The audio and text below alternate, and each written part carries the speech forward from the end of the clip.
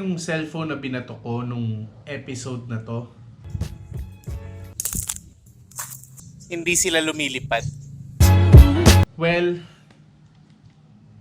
eto na siya ngayon. Yung drone na binili ko nung episode na yun, naalala nyo rin? Detection na niya. Ito na yung drone na binili ko nun. Let's repair it.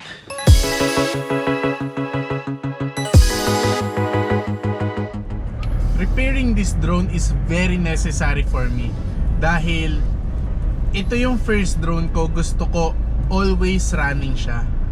Ayoko siyang nasisira. Ang problema, lagi ko pa rin siyang nasisira kahit hindi ako yung may kasalanan. Well, ako yung may kasalanan kasi sinet up ko yung ganito kasi yun. Nag-hover siyang ganyan and then pinindot ko yung return home button. Pagkatapos nun, umangat siyang ganyan, tumama siya dyan sa... Well, binuksan ko, dinownload ko yung application na Telo FPV. After nun, nag-set ako ng return home function niya, 10 meters. 10 meters above. Pagkatapos nun, nasa bahay ako. Dapat pala hindi ko na pinindot yung return home button na yun. Napagastos pa tuloy. Diba kuya? Alam mo sinasabi ko.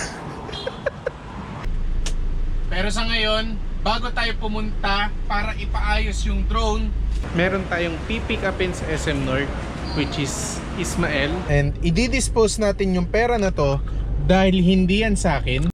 Pagkatapos, pupuntahan natin si Tito. Andito na pala to eh. So, doon na tayo sa pangalawa. Pero, i-dispose muna natin yung pera. That's private, so... Okay. Medyo nagkaroon ng pagbabago sa plano. Nandito kami ngayon sa hospital ng mga drone. This is Kuya Nomar. Siya yung doktor ko pagka ibinabangga ko yung drone. And pagka kailangan nyo ng drone tech, si Kuya Nomar, link in the description, nandyan lang siya.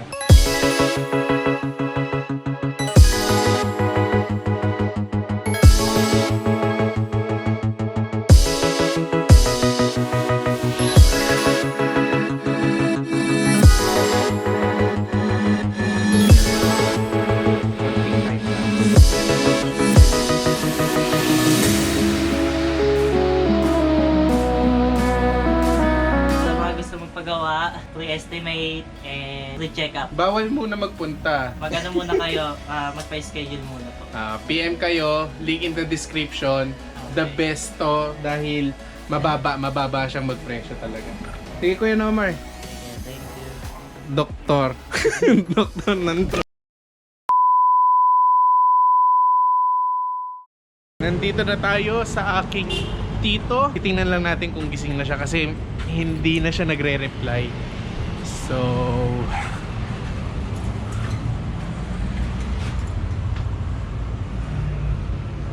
wala nang ilaw. Dito wala nang ilaw. Subukan natin ng dalawang doorbell.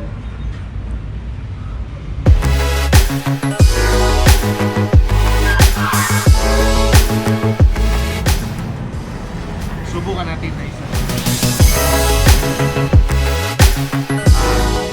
Tito, mukhang tulog na kayo. Try ko po ulit sa susunod kung luwas pumunta dito. Magsasabi agad ako na maaga. Ang konti na montage natin, so maghahanap kami ng mga lugar na pwede kong mag-insert ng mga time-lapse. Meron bang parking sa Techno Hub? Meron.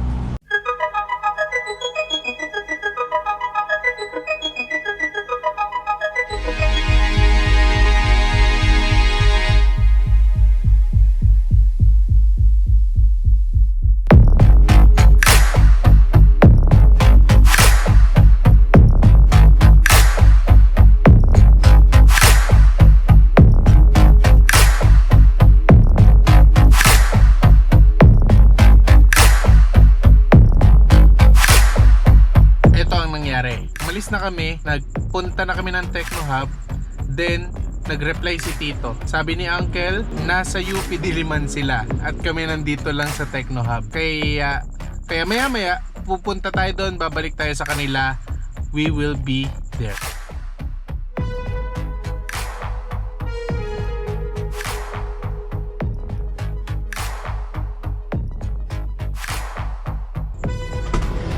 Okay, nandito na naman tayo. And I don't think, hindi ko lang sure kung nandito na rin sila. Let's ring the doorbell.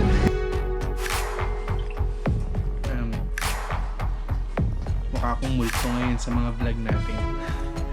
Pero nandito na tayo sa isang lugar na kailangan nating puntahan and look at those.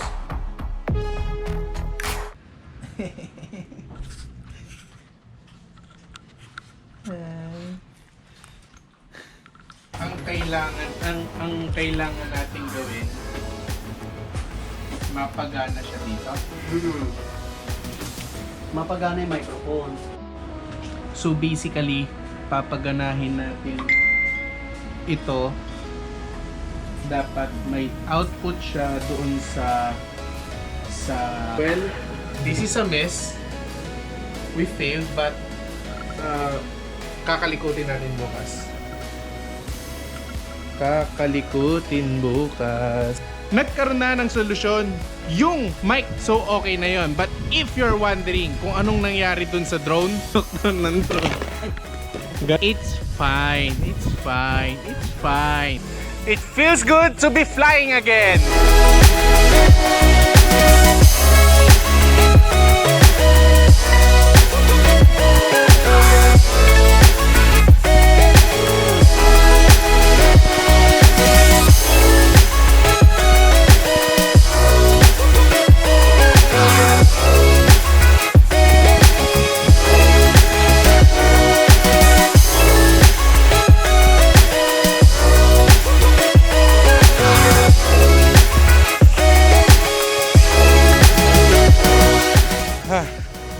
That's enough lang. Ilang beses na naman ako muntik sumabit doon. Dito. Doon, muntik nang lumayo.